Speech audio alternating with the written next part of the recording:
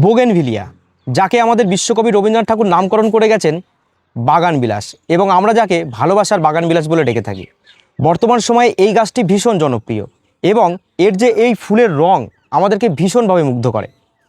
আপনারা অনেকে নতুন বোগেনভিলিয়া শুরু করেছেন বা অনেকে বেশ কিছুদিন ধরে করছেন। আপনারা সবসময় আমাকে জিজ্ঞেস করে থাকেন এই বোগেনভিলিয়া গাছ আমরা এত সুন্দরভাবে কি করে করব। আমি আপনাদেরকে বলেছিলাম আমি পার্টে পার্টে কিছু ভিডিও করব, যেখানে একটি গাছের মাটি তৈরি থেকে শুরু করে একটা বড় গাছ তৈরি করে কিভাবে আমরা সুন্দর ফুল ফুটাতে পারি তার সম্পূর্ণটা দেখানোর।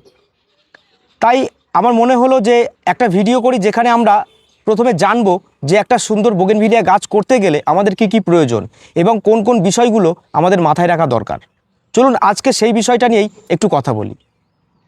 আপনারা যারা এই ভিডিওটা দেখছেন অবশ্যই আমার এই ইউটিউব চ্যানেলটিকে সাবস্ক্রাইব করুন, এবং যদি ফেসবুক থেকে দেখে থাকেন অবশ্যই আমার পেজটিকে ফলো করে নিন, কারণ এরপর থেকে কিন্তু প্রত্যেকটা ভিডিও পার্টে পার্টে আসবে এবং আমরা একদম শুরু থেকে একটা সুন্দর গাছ আমরা কিভাবে তৈরি করব প্রত্যেকটা বিষয় আমরা জানবো, এবং তার মাঝখানে থাকবে ছোট্ট ছোট্ট কিছু টিপস, যেটা বোগেনভিলিয়া করার ক্ষেত্রে আপনারা সমস্যার সম্মুখীন হবেন এবং সেই সমস্যাগুলো আমরা কিভাবে সমাধান করব।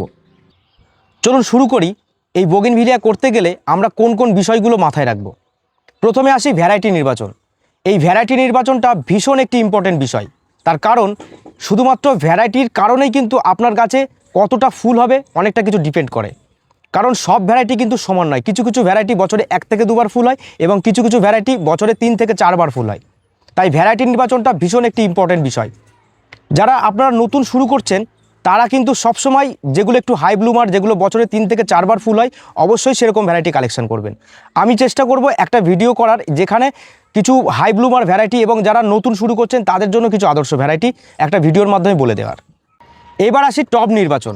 টব সাধারণত মাটির টব এবং প্লাস্টিকের টব আমরা ব্যবহার করে থাকি। মাটির টবের ক্ষেত্রে যেটা সুবিধা হলো, মাটির টবে কিন্তু জল কম ধরে রাখে এবং প্লাস্টিক টবের ক্ষেত্রে একটু জল ধরে রাখে। কিন্তু প্লাস্টিক টবের সুবিধা কি, প্লাস্টিক টবে কিন্তু আমাদের ছাদের ওয়েটটা অনেক কম হয়, যেটি মাটির টবে ওয়েটটা কিন্তু অনেক বেশি হয়। পরবর্তী গুরুত্বপূর্ণ একটি বিষয় হলো ঠিকঠাকভাবে গাছে জল দেওয়া, কারণ বোগেনভিলিয়া গাছ কিন্তু বেশি জল পছন্দ করে না এবং এই জল কম বেশির কারণে কিন্তু আমরা অনেক কিছু সমস্যার সম্মুখীন হই। তাই জল দেওয়াটা একটি ভীষণ ইম্পর্টেন্ট বিষয়। আর একটা ভীষণ গুরুত্বপূর্ণ বিষয় হলো আলো বা রোদ। বোগেনভিলিয়া গাছ কিন্তু প্রচুর পরিমাণে আলো বা রোদ ভালোবাসে, তাই দিনে অন্তত 5 থেকে 7 ঘন্টা এই গাছের জন্য কিন্তু অবশ্যই রোদ প্রয়োজন।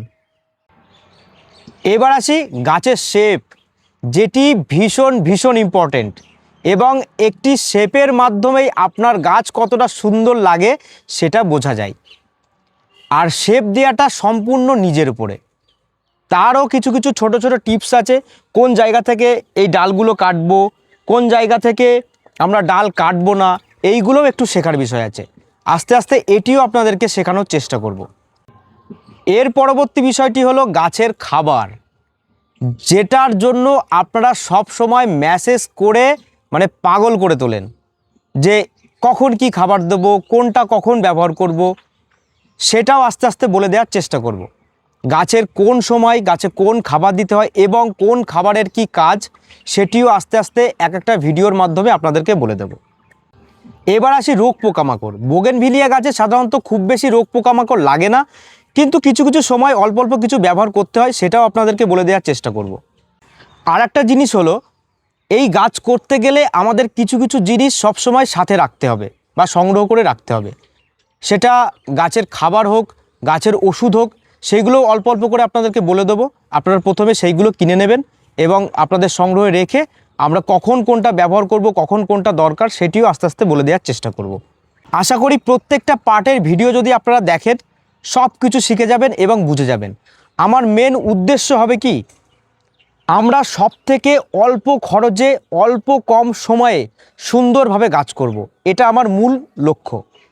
এবং আপনাদের জন্য একটা হোয়াটসঅ্যাপ নাম্বার থাকবে, যেই নাম্বারে আপনারা মেসেজ করবেন আপনাদের গাছের কি কি সমস্যা হচ্ছে বা ভিডিও থেকে আপনারা বুঝতে পারছেন না, সেই হোয়াটসঅ্যাপ নাম্বারে আপনারা মেসেজ করবেন।